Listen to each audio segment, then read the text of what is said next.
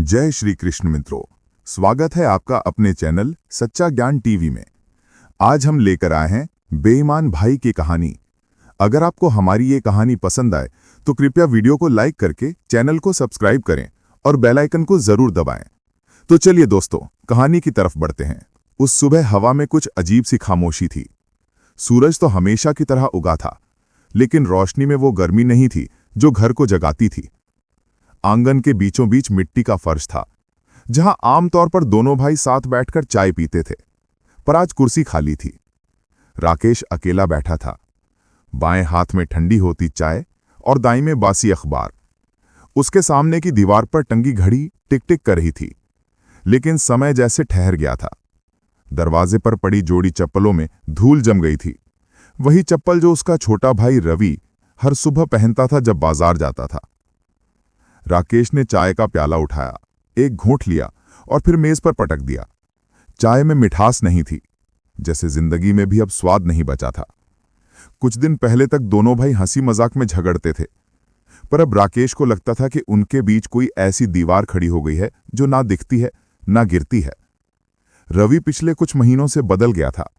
देर रात लौटना, आंखों में झिझक, बातों में झूठ का हल्का स्वाद, सब कुछ राकेश देख रहा था पर कुछ कह नहीं पा रहा था। पिछली रात की बात अभी भी उसके दिमाग में घूम रही थी। उस वक्त बिजली गई हुई थी और पूरा घर अंधेरे में डूबा हुआ था। राकेश ने हल्के से बाहर देखा तो रवि किसी से धीरे धीरे बात कर रहा था, शायद फोन पर। उसकी आवाज में डर और लालच दोनों थे। राकेश ने उस समय सोचा कि शायद किसी दोस्त से पैसों की बात हो रही होगी, पर अंदर से उसे एक कसक हुई थी, कुछ गड़बड़ जरूर है। रात के बाद सुबह आई, पर रवि नहीं लौटा। मां ने पूछा, रवि बाजार गया है क्या? राकेश ने बस इतना कहा, हां शायद वहीं होगा, लेकिन उसकी आवाज में भरोसा नहीं था। घर के पिछवाड़े रखा लकड़ी का संदूक, जो उनके पिता के जमाने से बंद पड़ा था, अब खुला पड़ा था। उसका ताला टूटा हुआ था और अंदर से कुछ पुराने कागज गायब थे। वो कागज जिनमें जमीन की सीमा और कुछ बकाया दस्तावेज रखे गए थे। राकेश का दिल धक से रह गया। उसे याद आया कि रवि कुछ दिन पहले इसी जमीन को बेचने की बात मजाक में कर रहा था। तब सबने हंसकर टाल दिया था, पर आज वही मजाक सच लग रहा था। राकेश ने धीरे से संदूक बंद किया और आंगन में खड़ा होकर आसमान देखा।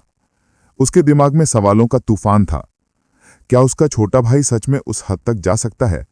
वो रवि जो बचपन में उसके लिए आखिरी रोटी छोड़ देता था, वो रवि जो पिताजी के मरने के बाद भी हर पूजा में आंखें नम कर लेता था। नहीं, ऐसा नहीं हो सकता।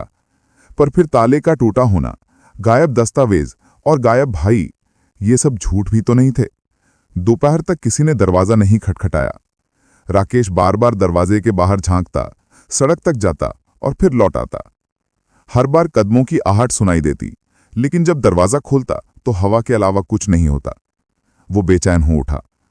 अंदर मां भगवान की मूर्ति के आगे अगरबत्ती जलाकर बैठी थीं, आंखें बंद, होठों पर राम का नाम और मन में अंधकार। राकेश ने चाहा कि वो मां को सच्चाई बता दे, लेकिन खुद भी सच्चाई को लेकर पक्का नहीं था। शाम ढली और घर की दीवारों ने अंधेरा पकड़ लिया। दिए की लौ कांप रही थी, जैसे डर गई हो। तभी बाहर से एक मोटरसाइकिल की आवाज आई। राकेश का दिल जोर से धड़का। क्या रवि लौट आया? लेकिन दरवाजा खोलते ही उसने देखा एक अनजान आदमी खड़ा था। उसके हाथ में पुराना थैला था, कपड़ों पर धूल और चेहरे पर अजीब सी मुस्कान। उसने धीरे से कहा, आप राकेश हैं? राकेश ने सिर हिलाया। आदमी ने थैला आगे बढ़ाया और बोला, ये आपका है। रवि ने कहा था अगर वो वापस ना आए तो इसे दे दूं। थैले के अंदर क्या था ये राकेश को तब तक नहीं पता चला, लेकिन जैसे ही उसने थैला खोला उसकी सांसें अटक गईं। अंदर वही कागज थे जो संदूक से गायब हुए थे, और साथ में एक छोटा कागज का टुकड़ा। उस पर बस इतना लिखा था, सच्चाई से बड़ा कोई सौदा नहीं भाई, पर मैंने वही किया जो तू नहीं कर सका। राकेश की उंगलियां कांप गई। उसके चेहरे पर एक ठंडी मुस्कान आई, शायद गुस्से की, शायद दर्द की, पर एक बात तय थी, उस रात के बाद राकेश के अंदर कुछ हमेशा के लिए टूट गया था। बरसात का मौसम था। आसमान में बादल इतने नीचे झुकाए थे जैसे धरती से बातें करना चाहते हों। घर के बाहर कीचड़ जमा था और नाली से पानी उफनकर आंगन तक पहुंच गया था। उस समय राकेश 12 साल का था और रवि मुश्किल से 8 का। पिता जिंदा थे, सख्त मिजाज के आदमी।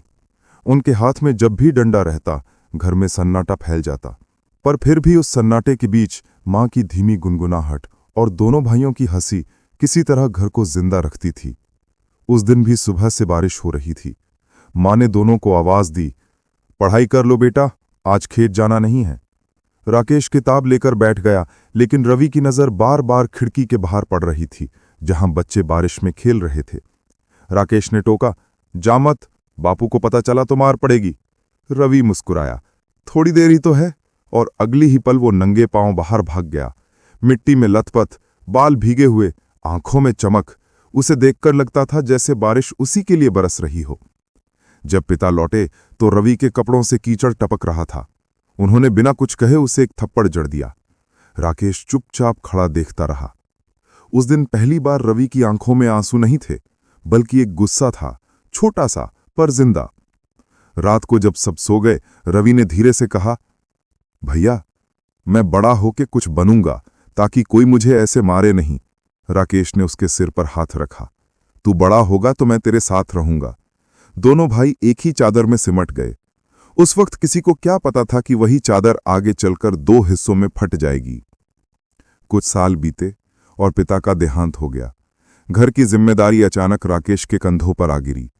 वो दिन रात काम करने लगा, जबकि रवि अब स्कूल कम और खेतों में ज्यादा दिखता। धीरे धीरे रवि में एक बेचैनी आने लगी। वो हर चीज जल्दी चाहता था, जैसे वक्त से आगे भागना चाहता हो। राकेश ने उसे कई बार समझाया, हर चीज का अपना वक्त होता है रवि। लेकिन रवि की आंखों में हमेशा एक जवाब छिपा रहता, मेरा वक्त कब आएगा। एक दिन गांव में मेला लगा। दोनों भाई साथ गए। वहां एक बूढ़ा जादूगर लोगों को खेल दिखा रहा था। सिक्के गायब कर देता, फिर कान के पीछे से निकाल देता। बच्चे ताली बजा रहे थे और रवि की आंखें उस बूढ़े की चालाकी पर अटक गईं। उसने धीरे से राकेश से पूछा, भैया, वो कैसे करता है? राकेश ने हंसकर कहा, धोखा है, कुछ नहीं। रवि ने कहा, पर धोखा से किसी का भला हो तो बुरा है क्या? राकेश ने गंभीर होकर कहा, धोखा चाहे किसी का भला करे या बुरा, धोखा ही होता है। वही वाक्य शायद रवि के मन में गूंजता रह गया। हर बार जब वो किसी झूठ के पास पहुंचा, उसे याद आया, पर उसने हमेशा दूसरा रास्ता चुना। मेले से लौटते वक्त रवि ने एक चमकती लकड़ी की गाड़ी देखी जो एक दुकान पर रखी थी। उसने मां से कहा, मुझे चाहिए। मां ने प्यार से समझाया, बेटा, अभी पैसे नहीं हैं। लेकिन रात को वो गाड़ी घर में थी। किसी ने नहीं देखा कि वो कैसे आई, पर राकेश जानता था। उसने रवि को अलग बुलाया, बोला, तूने चुराई है ना? रवि ने आंखें नीची कर लीं। राकेश ने थप्पड़ नहीं मारा, बस कहा, ऐसे खुशी नहीं टिकती। रवि ने धीमी आवाज में कहा, पर आज पहली बार मेरे पास कुछ अपना है। राकेश उस वक्त नहीं समझ पाया कि ये एक मासूम बच्चे का जवाब नहीं था। ये उसकी सोच की शुरुआत थी, वो सोच जो आगे चलकर उसकी किस्मत लिखने वाली थी। वक्त धीरे धीरे बीतता गया। रवि अब जवान हो चुका था। चेहरे पर वही नरमी थी, पर भीतर कहीं एक पथरीली चुप्पी भी। जब भी राकेश पैसे की तंगी की बात करता, रवि बस हंस देता, भैया, इज्जत से पेट नहीं भरता। राकेश झल्ला जाता, और बेईमानी से आत्मा नहीं बचती। लेकिन दोनों के बीच ये बहस हर बार अधूरी रह जाती, जैसे कोई अदृश्य दीवार दोनों को दूर धकेलती जा रही थी। एक दिन शाम को राकेश घर लौट रहा था। रास्ते में उसने देखा रवि किसी अनजान आदमी से पैसे ले रहा है। हाथ में वही गाड़ी थी, पुरानी, टूटी हुई, जो बचपन में चोरी की थी। आदमी ने उसे कुछ रुपए दिए और चला गया। राकेश को कुछ समझ नहीं आया कि रवि उस टूटी हुई चीज को क्यों बेच रहा है। लेकिन अब सोचने पर लगता है, शायद उस दिन रवि ने सिर्फ गाड़ी नहीं बेची थी, उसने अपनी मासूमियत का आखिरी टुकड़ा भी बेच दिया था। उस दिन से दोनों के बीच बातें और कम हो गईं। मां अब ज्यादा चुप रहती थी, जैसे सब समझ चुकी हों। रवि देर रात लौटने लगा, आंखों में नींद नहीं, बस बेचैनी। कभी कभी वो खुद से बातें करता, अब क्या फर्क पड़ता है कौन सही है, पेट के आगे सब छोटे हैं। राकेश उसे सुनता, मगर कुछ कह नहीं पाता। शायद वो जानता था कि कुछ लड़ाइयां अब शब्दों से नहीं जीती जा सकती। और फिर वही संदूक वाला दिन आया, जब सब कुछ टूट गया। लेकिन अगर उस वक्त राकेश से कोई पूछता कि ये सब क्यों हुआ, तो शायद वो भी वही कहता जो रवि ने अपनी डायरी में लिखा था, कभी कभी हालात इंसान को बेईमान नहीं बनाते, बस दिखा देते हैं कि वो पहले से था। रात के करीब 10:30 बज रहे थे। थाने की दीवारों पर लगे पुराने पंखे कर कर की आवाज कर रहे थे। टेबल के नीचे बिखरे हुए फाइलों के ढेर पर मक्खियां भिनभिना रही थीं। कमरे में ट्यूबलाइट की सफेद रोशनी में सब कुछ फीका लग रहा था, जैसे हर रंग से थकान झर रही हो। उसी कमरे के बीचों बीच एक लकड़ी की कुर्सी पर रवि बैठा था। उसके कपड़े धूल से सने थे, बाल बिखरे हुए और आंखों में एक ऐसा खालीपन था जिसे देखकर इंसान समझ नहीं पाता कि वो डरा हुआ है या थक चुका है। सामने सब इंस्पेक्टर मिश्वा बैठे थे, पान चबाते हुए अपनी नोटबुक में कुछ लिख रहे थे। उनकी आवाज में वो सख्ती नहीं थी जो डराती है, बल्कि वो ठंडापन था जो भीतर तक काट देता है। उन्होंने बिना ऊपर देखे पूछा, नाम? रवि ने हल्की आवाज में कहा, रवि। पूरा नाम? रवि शर्मा। भाई का नाम? राकेश। मिश्रा ने कलम घुमाते हुए पूछा, और ये जो जमीन के कागज हैं, ये तेरे पास कैसे आए? धीरे धीरे रात का सन्नाटा गांव पर उतर आया था। सबके घरों में दिए जल उठे थे, पर रमेश के घर का दरवाजा अब भी खुला था। वो चौखट पर बैठा था, चेहरे पर वही झूठी मुस्कान जो वो हर दिन पहनता था। उसकी बीवी शांति ने पूछा, आज फिर देर हो गई? दुकान पर कुछ काम था क्या? रमेश ने थका हुआ चेहरा बनाते हुए जवाब दिया, हाँ, आज थोड़ा हिसाब गड़बड़ था, वही ठीक कर रहा था। मगर सच्चाई ये थी कि वो काम से नहीं, बल्कि चंद्रपाल के खेतों के पास छुपे हुए कुछ आदमियों से मिलने गया था। वही लोग जिनसे उसने एक नया खेल रचा था। उसकी आंखों में एक अजीब सी चमक थी, डर और लालच का मिश्रण। चंद्रपाल, जो गांव का सबसे ईमानदार किसान था, उसके जमीन के कागज रमेश ने गुपचुप तरीके से अपने कब्जे में करने की योजना बना रखी थी। सब कुछ धीरे धीरे हो रहा था और रमेश ये यकीन दिला चुका था कि कोई उसे पकड़ नहीं पाएगा। अगले दिन जब गांव में सूरज उगा तो वो पहले से ज्यादा खुश दिखाई दिया।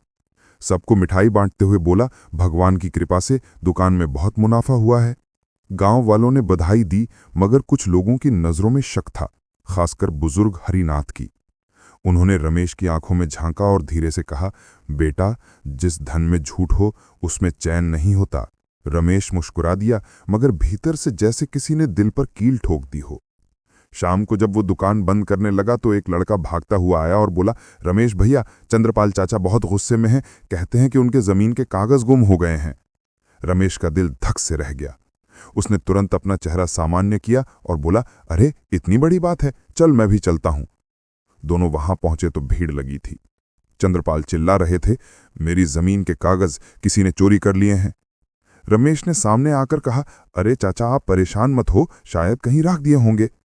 मगर उसी वक्त हरिनाथ बोले, रमेश, तू कल उनके खेतों के पास क्या कर रहा था?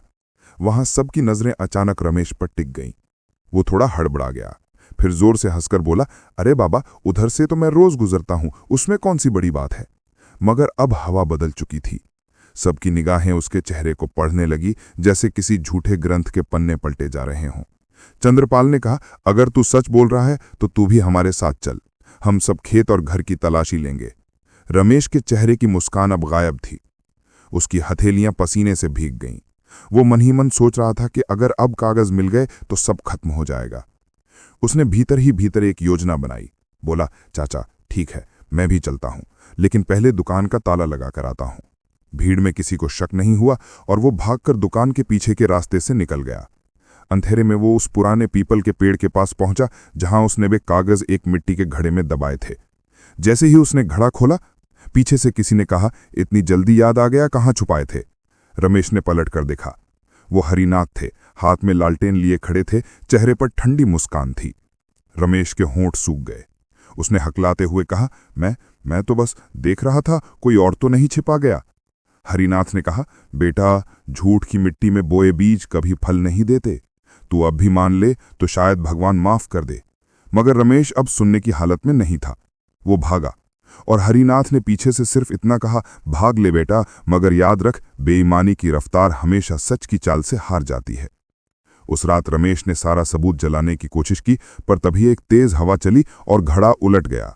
अधजले कागज दूर खेतों में उड़ गए और ठीक उसी वक्त चंद्रपाल और बाकी गांव वाले लालटेन लेकर पहुंच गए। हवा में धुआं फैला हुआ था और बीच में खड़ा रमेश पसीने से तर, जैसे किसी ने उसके सारे रहस्य उजागर कर दिए हों। उसे देखकर सब चुप थे। न कोई कुछ बोला, न किसी ने हाथ उठाया, बस हरिनाथ की आवाज आई, अब क्या बचा रमेश? और रमेश ने सिर झुका लिया, पहली बार सच का भार महसूस करते हुए। उस रात गांव में कोई सो नहीं सका और सुबह तक रमेश गायब था। बस उसकी दुकान का ताला टूटा मिला और जमीन पर कुछ अधजले कागज, जिन पर अब भी नाम लिखा था, चंद्रपाल सिंह। सुबह का समय था। गांव की गलियों में हल्की धुंध तैर रही थी और लोगों में एक ही चर्चा थी, रमेश कहाँ गया। कोई कह रहा था वो भाग गया होगा, कोई कह रहा था उसे अपनी गलती का पछतावा हुआ और कहीं आत्महत्या कर ली होगी, लेकिन किसी के पास कोई पक्का जवाब नहीं था। शांति, उसकी पत्नी, रोती हुई चौखट पर बैठी थी। उसकी आंखों में आंसू सूख चुके थे, पर चेहरा वैसा ही पत्थर बना था। वो बार बार एक ही बात बड़बड़ा रही थी। वो बुरा नहीं था, बस लालच में बहक गया था। हरिनाथ चुपचाप उसके पास बैठे थे। उन्होंने बस इतना कहा, शांति, कभी कभी इंसान अपने कर्मों से नहीं बल्कि अपने पछतावे से भी पहचाना जाता है। उधर गांव से कुछ मील दूर एक पुराना कुआं था, जिसके पास एक टूटी हुई झोंपड़ी थी। उसी झोंपड़ी में रमेश छुपा हुआ था। 3 दिन हो चुके थे। उसकी दाढ़ी बढ़ चुकी थी, कपड़े मैले हो गए थे और आंखों के नीचे गहरी कालिख जैसी थकान उतर आई थी। वो खुद से ही बात करता रहता, मैंने कुछ गलत नहीं किया, सब करते हैं, मैंने बस थोड़ा ज्यादा चाह लिया। मगर जैसे ही उसकी निगाह उस राख पर पड़ती जो अधजले कागजों की थी, उसका दिल डूब जाता। उसे लगता जैसे वे कागज अब भी जल नहीं पाए, जैसे हर शब्द उसकी बेईमानी की गवाही दे रहा हो। रात होते ही वो झोंपड़ी के बाहर निकला और आसमान की ओर देखा। सितारे टिमटिमा रहे थे, मगर उसे उनमें भी जैसे ताने सुनाई दे रहे थे। तभी पीछे से किसी ने आवाज लगाई, रमेश! वो चौंक गया। पलटकर देखा तो चंद्रपाल खड़े थे। उनके हाथ में लालटेन थी और चेहरे पर कोई गुस्सा नहीं, बस थकान थी। उन्होंने धीरे से कहा, घर चल बेटा, सब तुझे माफ करना चाहते हैं। रमेश के होंठ कांपे, पर वो कुछ बोल नहीं सका। उसकी आंखों में आंसू भर आए। वो बोला, चाचा, मैंने बहुत बड़ा पाप किया, मुझे माफ मत करना, मैं उसके लायक नहीं हूं। चंद्रपाल उसके पास आए और बोले, गलती से बड़ा कोई इंसान नहीं होता, लेकिन अपनी गलती मान लेना ही सबसे बड़ा साहस है। रमेश ने सिर झुका लिया, फिर धीरे से कहा, मैं लौट आऊंगा, लेकिन पहले मुझे खुद को माफ करना होगा। चंद्रपाल कुछ पल खामोश रहे, फिर बोले, हम सब तेरी प्रतीक्षा करेंगे। ये कहकर वो वापस चल दिए। रमेश पूरी रात जागता रहा। उसके अंदर एक अजीब सी लड़ाई चल रही थी। एक तरफ वो खुद को समझाने की कोशिश कर रहा था कि सब खत्म हो चुका है, और दूसरी तरफ उसकी आत्मा अब भी उस सच से भाग नहीं पा रही थी जो उसने खुद मिट्टी में दबाया था। सुबह होते ही उसने फैसला किया कि वो वापस गांव जाएगा, सबके सामने अपनी गलती स्वीकार करेगा। लेकिन किस्मत ने जैसे उसके साथ एक और खेल खेला। रास्ते में उसने देखा कुछ लोग चंद्रपाल के खेतों के पास जमीन नाप रहे थे। पास जाकर पता चला कि कोई नया आदमी ने वो जमीन खरीद ली है और कागज भी दिखा रहा था, वही पुराने कागज जिन पर रमेश ने दस्तखत करवाए थे झूठ बोलकर। रमेश की सांसें अटक गई। उसने उस आदमी से पूछा, तुम्हें ये कागज किसने दिए? आदमी बोला, एक बिचौलिए ने, नाम था रमेश, शायद तुम नहीं जानते। रमेश वहीं ठिठक गया। उसे महसूस हुआ कि उसकी बेईमानी का असर अभी खत्म नहीं हुआ है, बल्कि और लोगों की जिंदगी में फैल चुका है। उसके झूठ ने अब दूसरों को भी फंसा दिया है। उसने तुरंत गांव की तरफ दौड़ लगाई। सांसें टूटी जा रही थीं। वो खेतों से होता हुआ गांव पहुंचा और चौपाल पर सबको बुलाया। लोग उसे देखकर हैरान थे। कोई बोला, अरे ये जिंदा है। कोई बोला, भगवान ने इसे बचा लिया। लेकिन रमेश ने किसी को जवाब नहीं दिया। वो सीधा चंद्रपाल के पास गया और उनके पैरों में गिर पड़ा। चाचा, मैंने सिर्फ आपकी जमीन नहीं छीनी थी, मैंने इस गांव की ईमानदारी को भी गंदा किया था, लेकिन अब मैं सब लौटाना चाहता हूं। उसने सबके सामने वो सारा सच बताया, कैसे उसने झूठे दस्तखत करवाए, कैसे लालच में अंधा हो गया और कैसे उस बिचौलिए ने अब उसे भी धोखा दे दिया। लोग स्तब्ध थे। हरिनाथ के आंखों में आंसू थे और शांति चुपचाप एक कोने में खड़ी थी, आंखें भीगी हुई थीं। रमेश ने सबके सामने कहा, अगर सजा चाहिए तो मुझे दीजिए, लेकिन मेरी आखिरी विनती है, इस गांव का भरोसा मत तोड़िए। उसके शब्दों में अब वो कांपती हुई सच्चाई थी जो हर किसी के दिल तक पहुंच गई। चंद्रपाल ने आगे बढ़कर उसका कंधा थामा और कहा, सजा तुझे भगवान देगा रमेश, लेकिन आज तो इंसान बन गया है। रमेश वहीं बैठ गया, आसमान की ओर देखा और कई महीनों बाद पहली बार उसने एक गहरी सांस ली, हल्की मगर सच्ची। लेकिन उसे नहीं पता था कि अभी कहानी खत्म नहीं हुई है, क्योंकि उसी शाम जब वो घर लौटा, दरवाजे के नीचे एक पुराना लिफाफा पड़ा था। उस पर लिखा था, अब तेरी बारी है रमेश। रमेश ने कांपते हुए वो लिफाफा उठाया। दिल की धड़कन इतनी तेज हो गई थी कि जैसे सीने से बाहर निकल जाएगी। उसने चारों ओर देखा, कोई नहीं था। हवा में हल्की ठंडक थी, पर उसके माथे पर पसीना छलक आया था। वो धीरे धीरे घर के अंदर गया, दरवाज़ा बंद किया और लिफाफा फाड़ा। अंदर एक ही पन्ना था, पीला, मुड़ा हुआ, जैसे किसी ने जानबूझकर पुराना दिखाने के लिए दबाया हो। उस पर मोटे अक्षरों में लिखा था, जिसे तूने धोखा दिया उसका हक अभी बाकी है। नीचे कोई नाम नहीं था, बस एक लाल स्याही का निशान, किसी मोहर जैसा। उसके हाथ कांपने लगे। वो सोचने लगा कि क्या ये किसी का मजाक है या किसी ने सच में मेरे साथ कोई खेल शुरू किया है। शांति ने पीछे से आवाज दी, क्या हुआ, कुछ मिला क्या? रमेश ने जल्दी से कागज को जेब में डाल लिया और बोला, नहीं कुछ नहीं, शायद किसी बच्चे की शरारत होगी। पर उसकी आवाज में वो भरोसा नहीं था जो पहले हुआ करता था। रात को नींद उसकी आंखों से कोसों दूर थी। उसे बार बार वही लाल निशान याद आ रहा था। कहीं देखा हुआ लग रहा था, लेकिन कहाँ ये याद नहीं आ रहा था। तभी जैसे बिजली कौंधी उसे याद आया, वही निशान उस बिचौलिए के दस्तावेजों पर भी था जिसने चंद्रपाल की जमीन का सौदा करवाया था। रमेश की सांस अटक गई। क्या ये वही आदमी है? क्या वो अब उसके पीछे है? लेकिन क्यों? क्या बदला लेने के लिए? अगले दिन वो गांव से कुछ दूर बाजार गया, जहां पुराने कागजात देखने के लिए उसने उस दस्तावेज की नकल ढूंढने की कोशिश की। पुराने रजिस्टर में जब उसे वो फाइल मिली तो उसकी आंखें फटी रह गईं। उस पर वही लाल मोहर थी और नीचे हस्ताक्षर में नाम था, भानु प्रकाश सेठ। रमेश ने यह नाम पहले कभी नहीं सुना था, लेकिन दुकानदार ने कहा, अरे ये तो वही आदमी है जो पहले गांवों में जमीनें सस्ते में खरीदकर अमीरों को बेचता था, लेकिन कुछ साल पहले रहस्यमयी तरीके से गायब हो गया था। लोग कहते हैं उसने जिन जिन को ठगा था, सबको किसी न किसी दिन सजा मिली। रमेश को जैसे धरती हिलती महसूस हुई। उसे लगा जैसे उसका अतीत अब लौटकर उसके सामने खड़ा हो गया है। वो बिना कुछ बोले बाजार से बाहर निकल आया। रास्ते में उसे बार बार कोई पीछे चलता महसूस हो रहा था। जब भी वो मुड़कर देखता, कोई नहीं था। एक छाया, एक साया, जैसे उसकी हर सांस पर नजर रख रहा हो। शाम को वो हरिनाथ के घर गया। उनकी आंखों में चिंता थी। उन्होंने रमेश की हालत देखी और कहा, तू किसी डर में है बेटा? रमेश ने कुछ पल चुप रहकर सब कुछ बता दिया, लिफाफे से लेकर लाल निशान तक। हरिनाथ ने गहरी सांस ली और बोले, ये तो उसी का काम लगता है। भानु प्रकाश नाम सुनते ही दिल कांप जाता है। कहते हैं उसने कई लोगों की जमीन ठगी और जब लोगों ने उसका पीछा किया तो वो अचानक गायब हो गया। किसी को नहीं पता कि वो जिंदा है या नहीं, लेकिन उसके नाम का डर अब भी जिंदा है। रमेश ने घबराते हुए पूछा, तो अब मैं क्या करूं? हरिनाथ ने कहा, अब जो होगा सच से ही होगा। अगर तू सच्चा है तो डरने की जरूरत नहीं, लेकिन अगर तेरे भीतर अभी भी कोई झूठ बाकी है तो वही तुझे ढूंढ लेगा। रात को रमेश ने घर की खिड़कियां बंद की, दरवाजा अंदर से लगाया और मोमबत्ती जलाकर लिफाफे को फिर देखा। उसी समय बाहर से किसी ने दरवाजे पर दस्तक दी, 1, 2, 3 बार। वो कांप गया। शांति बोली, इतनी रात को कौन होगा? रमेश ने कोई जवाब नहीं दिया। वो दरवाजे के पास गया, झिर्री से झांका, पर कोई नहीं था। जैसे ही वो पलटा, खिड़की पर कुछ खटका। उसने देखा कोई लाल कपड़ा खिड़की के बाहर अटका है। वो दौड़कर बाहर निकला, मगर वहां कोई नहीं था, बस मिट्टी पर वही निशान, लाल स्याही की उंगलियों के छाप जैसे। रमेश अब पागलपन की हद तक डर गया था। वो रात भर जागता रहा। उसे लगा जैसे कोई उसके कानों में फुसफुसा रहा हो, अब तेरी बारी है। सुबह होते होते उसका चेहरा सूख गया था, आंखें लाल और मन जैसे थक कर गिरने को तैयार है। वो गांव के मंदिर गया, भगवान की मूर्ति के सामने बैठकर फूट फूट कर रो पड़ा। मैंने गलती की थी, लेकिन अब मैं बदल गया हूं। अगर कोई सजा चाहिए तो भगवान दे, पर मुझे इस छाया से मुक्त कर दे। मंदिर में सिर्फ घंटियों की आवाज गूंज रही थी। तभी उसके बगल में कोई बैठ गया। उसने धीरे से कहा, भगवान माफ कर सकते हैं, पर जिनसे तूने धोखा दिया वो शायद नहीं।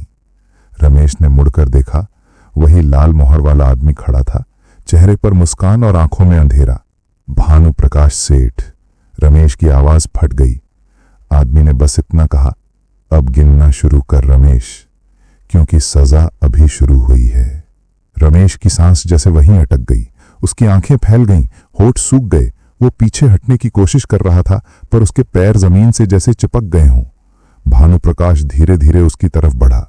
उसके कदमों की आहट मंदिर की पत्थर की फर्श पर गूंज रही थी। उसकी मुस्कान में कोई इंसानियत नहीं थी, बस एक ठंडी, खतरनाक शांति थी। वो बोला, तूने जिस तरह दूसरों की जमीन छीनी, अब तेरे पैरों के नीचे की मिट्टी भी तेरी नहीं रहेगी। रमेश ने कांपते हुए आवाज में कहा, मैं अब वो इंसान नहीं हूं। मैंने सब मान लिया, सब लौटा दिया।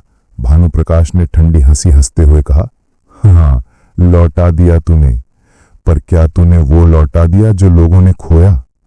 उनका भरोसा, उनका चैन, उनका सम्मान। रमेश की आंखों में आंसू भर आए। उसने हाथ जोड़कर कहा, अगर तू इंसान है तो मुझे माफ कर दे। भानुप्रकाश ने सिर झुकाया। उसकी आंखें एक पल को उदास हुईं, फिर बोला, मैं अब इंसान नहीं रहा रमेश। मैं उस बेईमानी का साया हूं जो तेरे जैसे लोगों ने पैदा किया है। ये कहकर वो एकदम नजदीक आ गया। रमेश को लगा जैसे उसके चारों ओर ठंडा धुआं घिर गया हो। मोमबत्ती की लौ कांपने लगी। मंदिर के बाहर हवा जोर से चली और अचानक सब शांत हो गया। अगली सुबह जब मंदिर का पुजारी आया तो उसने देखा कि दरवाजा खुला हुआ है और फर्श पर राख का हल्का सा निशान है। पास ही रमेश बेहोश पड़ा था। उसके कपड़े मिट्टी से सने हुए थे और उसके माथे पर वही लाल निशान उभरा हुआ था। लोग इकट्ठे हो गए। किसी ने कहा भूत का साया है, किसी ने कहा पाप का फल मिला। लेकिन जब रमेश को होश आया तो उसने जो कहा उसने सबको सन्न कर दिया। वो कांपती हुई आवाज में बोला, वो जिंदा है, वो मेरे पास आया था, उसने कहा कि मेरा समय शुरू हो गया है। सब लोग घबरा गए। हरिनाथ ने उसे शांत कराया और कहा, बेटा, शायद तू किसी डर में है, जो चला गया वो वापस नहीं आता। रमेश ने उनका हाथ पकड़ा और बोला, नहीं बाबा, वो इंसान नहीं था, वो कुछ और था। उसके शरीर से धुआं उठ रहा था और आंखें लाल थीं। हरिनाथ ने उसकी बात को झूठ नहीं कहा, पर उनके चेहरे पर चिंता गहरी थी। शांति ने उसे रात को घर से बाहर जाने से रोका, पर रमेश की बेचैनी बढ़ती जा रही थी। हर कुछ मिनट में वो खिड़की से बाहर झांकता, जैसे किसी का इंतजार कर रहा हो। आधी रात के बाद उसने बाहर किसी की परछाई देखी। वही आदमी, वही लाल कपड़ा। रमेश का डर अब गुस्से में बदल गया। उसने दरवाजा खोला और चिल्लाया, चुप क्यों रहा है, सामने आ। पर जब वो बाहर पहुंचा तो सिर्फ हवा थी और मिट्टी पर वही मोहर का निशान। वो पागलों की तरह भागता हुआ खेतों की तरफ गया। चांदनी में उसका चेहरा भूतहा लग रहा था। अचानक किसी ने पीछे से उसका नाम पुकारा, रमेश। उसने पलट कर देखा। भानुप्रकाश फिर सामने था। इस बार उसके चेहरे पर कोई हंसी नहीं थी, बल्कि दर्द भरी गुस्से की झलक थी। वो बोला, तू कहता है कि तू बदल गया है, तो साबित कर। जा उन सब से माफी मांग जिनसे तूने झूठ बोला। अगर वो माफ कर दें तो मैं तुझे छोड़ दूंगा। रमेश ने डर के साथ सिर हिलाया। हाँ, मैं करूंगा, मैं सबके आगे सिर झुका दूंगा। भानुप्रकाश ने उसकी आंखों में देखा और कहा, सच बोलना आसान नहीं होता रमेश। झूठ का बोझ उतरता है, लेकिन सच की सजा रह जाती है। ये कहकर वो हवा में धुंध की तरह गायब हो गया। सुबह जब रमेश घर लौटा तो वो थका हुआ, टूटा हुआ, मगर अंदर से कुछ अलग महसूस कर रहा था, जैसे किसी ने उसकी आत्मा पर ताले खोल दिए हों। उसने सबसे पहले चंद्रपाल के घर जाकर उनके पैरों में सिर झुकाया। चंद्रपाल ने कहा, तूने पहले ही सब लौटा दिया बेटा, अब खुद को माफ कर। लेकिन रमेश बोला, नहीं चाचा, अब भी कुछ बाकी है। वो एक एक कर उस हर घर गया जहां उसने झूठ बोला था, जहां उसने दूसरों का भरोसा तोड़ा था। गांव के लोग धीरे धीरे उसका डर भूलने लगे, मगर एक बात अब भी रहस्यमयी थी कि हर रात जब वो घर लौटता तो खिड़की पर वही लाल निशान दिखता, जैसे कोई उसे देख रहा हो, ये परखने के लिए कि वो सच में बदल गया है या नहीं। दिन बीतते गए। रमेश अब पहले जैसा नहीं रहा। उसने अपनी दुकान फिर खोली, मगर अब हर सौदा ईमानदारी से करता। उसकी आंखों में अब लालच की जगह सुकून था। मगर एक रात जब वो दुकान बंद कर रहा था, तभी दरवाजे के नीचे एक और लिफाफा फिसल कर अंदर आया। इस बार उस पर सिर्फ 3 शब्द थे, आखिरी इम्तिहान बाकी। रमेश का चेहरा पीला पड़ गया। उसने चारों ओर देखा, कोई नहीं था, लेकिन हवा में वही सर्दपन थी जो उसे उस रात मंदिर में महसूस हुई थी। और कहीं दूर, गांव के बाहर, पुराने कुएं के पास कोई खड़ा था। लाल कपड़ा हवा में लहरा रहा था। रमेश के हाथ उस लिफाफे को पकड़ते हुए कांप रहे थे। उसकी उंगलियां ठंडी हो गईं, जैसे भीतर से कोई डर खून को जमा रहा हो। उसने धीरे से लिफाफा खोला। उम्मीद थी कि शायद कोई मजाक निकले, कोई पुराना हिसाब या गलती से आया कागज, मगर भीतर वही परिचित स्याही की गंध थी, वही लाल मुहर और सिर्फ 3 शब्द, आखिरी इम्तिहान बाकी। नीचे इस बार एक निशान बना था जो किसी पुराने कुएं की आकृति जैसा लग रहा था। रमेश की सांसें थम गई। उसे तुरंत याद आया, गांव के बाहर का वो टूटा हुआ कुआं जहां वो 3 रातें छुपा था। उसके अंदर का डर फिर लौट आया। उसने सोचा, क्या वो मुझे वहां बुला रहा है? लेकिन क्यों? वो सारी रात करवटें बदलता रहा। शांति ने पूछा, फिर वही सपना देखा? रमेश ने बस सिर हिलाया। झूठ बोलने की हिम्मत अब उसमें नहीं बची थी। सुबह होते ही वो हरिनाथ के पास गया। उनके झुर्रियों वाले चेहरे पर हमेशा की तरह शांति थी, मगर रमेश की बेचैनी देखकर वो गंभीर हो गए। उसने सब बताया, लिफाफा, मुहर, कुएं का निशान। हरिनाथ कुछ देर सोचते रहे, फिर बोले, शायद अब तेरा सामना तेरे अतीत से आखिरी बार होने वाला है। जा बेटा, डर मत, जो कुछ बाकी है आज खत्म कर दे। रमेश ने उनकी बात सुनी, लेकिन उसके पैरों में अब भी झिझक थी। दोपहर के बाद जब आसमान में बादल छा गए तो उसने फैसला किया। उसने लालटेन ली और अकेले ही गांव के बाहर निकल गया। रास्ते में हवा अजीब तरह से बह रही थी, न ठंडी न गर्म, बस भारी। पेड़ों के पत्ते भी जैसे फुसफुसा रहे थे। दूर से कुआं दिखाई दिया, जिसके चारों ओर घास उगाई थी और किनारों पर टूटी ईंटें बिखरी थीं। पास जाते ही हवा और ठंडी लगने लगी। रमेश ने कांपती आवाज में कहा, मैं आ गया हूं, अब क्या चाहिए तुझे? कुछ पल सन्नाटा रहा, सिर्फ झींगुरों की आवाज सुनाई दी। फिर कुएं के भीतर से हल्की सी फुसफुसाहट आई। नीचे देख। उसने लालटेन कुएं के मुंह के ऊपर झुकाई। नीचे अंधेरा था, लेकिन कुछ हलचल दिखी, जैसे कोई साया हिला हो। वो डर से पीछे हटा, पर आवाज फिर आई, तूने दूसरों का हक छीना, अब अपना सच देख। अचानक कुएं के पानी में लहर उठी और उसका प्रतिबिंब दिखा, लेकिन वो उसका चेहरा नहीं था। वो एक बूढ़े, झुर्रियों से भरे आदमी का चेहरा था, बिल्कुल भानुप्रकाश जैसा। रमेश हक्का बक्का रह गया। उसने लालटेन गिरा दी, लौ बुझ गई और अंधेरा फैल गया। वो पीछे हटते हुए गिर पड़ा। कुएं से वही आवाज आई, जो तू बन गया था वही अब तेरा अंजाम होगा। रमेश का दिमाग सुन्न हो गया। वो भागा, लेकिन पैर फिसल गए और वो मिट्टी पर लौटता हुआ दूर जा गिरा। कुछ देर बाद जब उसे होश आया तो उसने देखा कुएं के पास कोई खड़ा था। लाल कपड़ा हवा में उड़ रहा था और आंखों में वही चमक। भानुप्रकाश सेठ शांत स्वर में बोला, तू डरता क्यों है रमेश? अब तो तू सच में वो बन गया है जो पहले बनने की कोशिश कर रहा था। झूठ से पैदा हुआ इंसान। रमेश ने चिल्लाते हुए कहा, तू मुझसे चाहता क्या है? भानुप्रकाश मुस्कुराया, बस एक काम और, अपनी ईमानदारी साबित कर। जा उस जमीन को वापस दिला जो अब किसी और के नाम पर चली गई है। वही तेरी आखिरी सजा है। कर ले इसे पूरा, वरना तू भी इस कुएं की गहराई में खो जाएगा, जहां मेरे जैसे कई लालची आत्माएं दबकर सड़ रही हैं। रमेश अब पूरी तरह टूट चुका था, लेकिन उसके भीतर अब डर की जगह दृढ़ता आने लगी थी। उसने कहा, ठीक है, मैं करूंगा, चाहे जान चली जाए मैं सब ठीक कर दूंगा। भानुप्रकाश ने सिर हिलाया और उसके चेहरे पर एक अजीब सी राहत उभर आई। उसने कहा, अगर तू सच में कर पाया तो शायद मैं भी आजाद हो जाऊंगा। ये कहकर वो धुएं की तरह गायब हो गया। रमेश वहां देर तक बैठा रहा।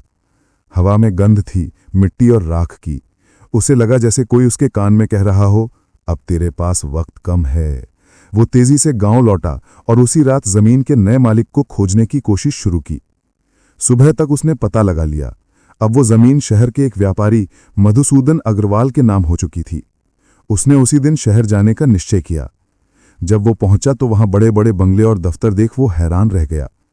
रिसेप्शन पर जाकर उसने कहा, मुझे अग्रवाल साहब से मिलना है, बहुत जरूरी काम है। चौकीदार ने उसे ऊपर भेज दिया। मधुसूदन अग्रवाल एक ठंडे स्वभाव का आदमी था, आंखों में घमंड, होंठों पर सिगरेट। उसने रमेश को ऊपर से नीचे तक देखा और कहा, कौन है तू, क्या चाहता है? रमेश ने धीरे से कहा, वो जमीन जो तूने खरीदी है वो मेरी गलती से बेची गई थी। वो किसी और की थी, उसे वापस दे दो। अग्रवाल हंस पड़ा, तू पागल है क्या? मैं पैसे देकर खरीद चुका हूं, अब जो मेरा है वो मेरा रहेगा। रमेश ने हाथ जोड़कर कहा, तेरे पास कागज हैं, लेकिन वो जमीन का नहीं, उस आदमी के आंसुओं का हक है जिसने उसे जोता था। अग्रवाल का चेहरा सख्त हो गया। मुझे भावुक कहानी नहीं सुननी। रमेश ने आखिरी बार कहा, अगर तू नहीं मानेगा तो सजा तुझे भी मिलेगी। जिस नाम पर तूने सौदा किया था वो आदमी अब जिंदा नहीं बल्कि शाप बन चुका है। अग्रवाल ने ठहाका लगाया, भूत प्रेत की बातों से मैं नहीं डरता। मगर जैसे ही उसने फाइल खोली उसके हाथ ठिठक गए। फाइल के अंदर वही लाल मुहर थी और नीचे लिखा था भानु प्रकाश सेठ। उसका चेहरा सफेद पड़ गया। वो उठ खड़ा हुआ, बोला, ये नाम कहाँ से आया? रमेश चुपचाप उसे देखता रहा। हवा का झोंका कमरे में आया और फाइल के पन्ने उड़ गए। लाल स्याही की एक बूंद मेज पर गिरी, ठीक वैसी जैसी रमेश के सपनों में दिखती थी। और उसी क्षण कमरे की दीवारों पर हल्की सी परछाई उभरी, किसी आदमी की आकृति जिसके कंधे पर लाल कपड़ा था। रमेश की आंखों में अब डर नहीं था। उसने बस धीरे से कहा, यही था आखिरी इम्तिहान। अगले कुछ दिन रमेश के लिए किसी युद्ध से कम नहीं थे। वो दिन रात जागता रहा। उसके भीतर कुछ ऐसा जल रहा था जिसे बुझाना अब उसके बस में नहीं था। भानु प्रकाश की परछाई अब हर जगह उसके आसपास घूमती रहती थी। कभी आईने में दिख जाती, कभी किसी अजनबी की आवाज में झलक जाती। लेकिन अब वो डरता नहीं था। उसे मालूम था कि ये डर नहीं, बल्कि उसके कर्मों की याद थी जो उसे ठीक रास्ते पर धकेल रही थी। मधुसूदन अग्रवाल के साथ हुई उस मुलाकात में सब कुछ बदल दिया था। रमेश जानता था कि उसने केवल आधी लड़ाई जीती है। अब उसे उस जमीन को सच में वापस दिलाना था, वरना सब बेकार था। उसने शहर में रहना शुरू कर दिया और उस जमीन से जुड़े सारे कानूनी कागजात इकट्ठे करने लगा। पुराने रिकॉर्ड, तहसील के दस्तावेज और मृत भानु प्रकाश सेठ की फाइलें सब उसने ढूंढ निकालीं। कई रातें वो सरकारी दफ्तरों के बाहर बिताता, कभी रिश्वत देकर किसी बाबू से जानकारी निकलवाता, कभी किसी पुराने कर्मचारी से झूठ बोलकर फाइल ले आता। धीरे धीरे उसे पता चला कि उस जमीन की बिक्री में बड़े लोगों का हाथ था। एक नकली ट्रस्ट के नाम पर दस्तावेज तैयार किए गए थे और भानु प्रकाश सेठ की मौत के बाद उसके हस्ताक्षर नकली बनाकर सौदा पूरा किया गया था। रमेश का सिर घूम गया। उसे अब समझ आया कि वो अकेला नहीं था जिसने बेईमानी की थी। पूरा तंत्र सड़ा हुआ था। लेकिन अब वो भागना नहीं चाहता था। उसने सोचा, अगर मैंने सच में बदलना है तो इस बार मुझे वही करना होगा जो कोई नहीं करता, लड़ाई, लेकिन ईमानदारी की। उसने एक वकील से मुलाकात की। एक अधेड़ उम्र का आदमी, नाम था ओम प्रकाश सिन्हा। उनकी आंखों में वही ठहराव था जो रमेश को हरिनाथ में दिखता था। जब रमेश ने सारा किस्सा बताया तो सिन्हा कुछ देर चुप रहे, फिर बोले, तू पागल है क्या? लोग अपनी जान बचाने के लिए झूठ बोलते हैं और तू जान देने पर तुला है सच के लिए? रमेश मुस्कुराया। शायद मैं अब बहुत देर से जागा हूं, लेकिन अब पीछे नहीं हट सकता। सिन्हा ने गहरी सांस ली, फिर बोले, ठीक है, मैं तेरी मदद करूंगा, लेकिन याद रखिए रास्ता लंबा और गंदा है, इसमें तू हर रोज कुछ खोएगा। रमेश ने सिर हिलाया। केस की तैयारी शुरू हुई। मधुसूदन अग्रवाल अब घबरा चुका था, लेकिन उसकी ताकत बहुत थी। उसने अफसरों को खरीद लिया, गवाहों को गायब करवा दिया, यहां तक कि रमेश को डराने के लिए कुछ गुंडों को भी भेजा। एक रात रमेश अपने कमरे में फाइलें देख रहा था, तभी दरवाजे पर तेज आवाज हुई। 3 आदमी अंदर घुसे, हाथों में लोहे की छड़ें थी। उन्होंने बिना कुछ कहे उसे मारा, फाइलें फेंक दी और जाते जाते बोले, अगली बार ये कागज नहीं, तू खुद गायब होगा। रमेश लहूलुहान जमीन पर पड़ा रहा, लेकिन उसकी आंखों में एक आग जल रही थी। जब शांति अगले दिन उसे देखने आई तो वो डर गई। उसके गालों पर आंसू थे, पर रमेश ने उसका हाथ पकड़कर कहा, डर मत, ये जख्म मेरे बदलने की कीमत है, अब रुकूंगा नहीं। उसकी आवाज में एक ठंडक थी, जैसे भीतर को जम चुका हो। कोई डर, कोई लालच नहीं, सिर्फ दृढ़ता। अगले कुछ हफ्तों में अदालत में केस दाखिल हुआ। पूरा गांव अब रमेश की बातें सुनने लगा था। जो लोग पहले उसे धोखेबाज भाई कहते थे, वही अब उसके घर के बाहर खड़े होकर उसकी हिम्मत की चर्चा करते। लेकिन गांव में अब भी कुछ लोग थे जो उसे धोखेबाज मानते थे। उन्हें लगता था कि ये सब दिखावा है। रमेश किसी को समझाने की कोशिश नहीं करता, उसे बस अपने भीतर का बोझ उतारना था। पहली सुनवाई का दिन आया। अदालत में जब दोनों पक्ष आमने सामने हुए तो मधुसूदन के चेहरे पर घमंड था। उसके वकील ने पूरे आत्मविश्वास से कहा, मेरे मुवक्किल ने सब कानूनी प्रक्रिया के तहत जमीन खरीदी है।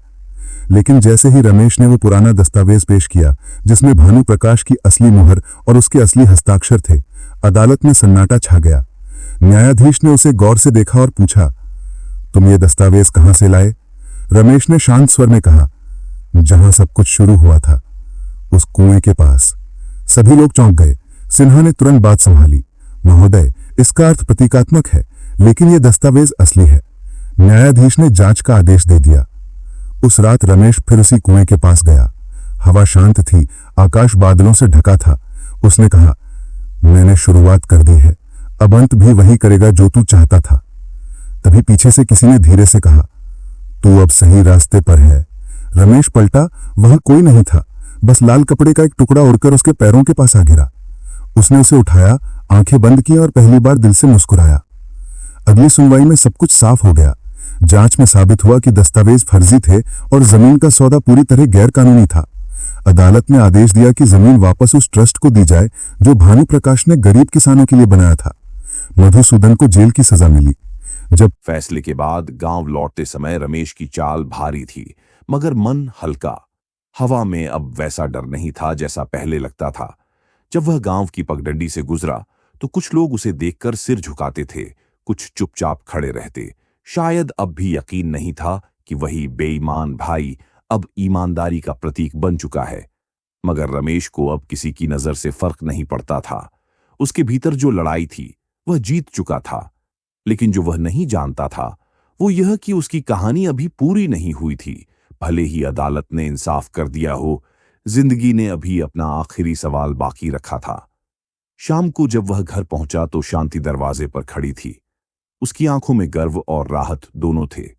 उसने रमेश का चेहरा देखा, फिर बिना कुछ कहे बस उसका सिर अपने कंधे पर रख लिया। दोनों लंबे समय तक वैसे ही खड़े रहे। रमेश ने पहली बार महसूस किया कि सुकून कैसा होता है जब भीतर कोई अपराध नहीं जलता।